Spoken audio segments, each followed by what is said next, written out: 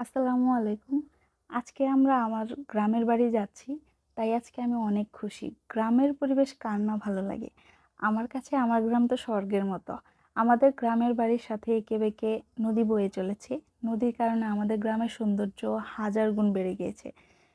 বাড়ি থেকে যখন রাস্তায় উঠে দাঁড়িয়ে ডান দিকে তাকাই তখন নদীর মনোরম দৃশ্য, আর বামে তাকাইলে সবুজের খোলা মাঠের এক অপরূপ দৃশ্য দেখতে পাই।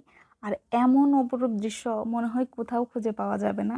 তাই মাঝে মাঝে গান গাইতে ইচ্ছে করে।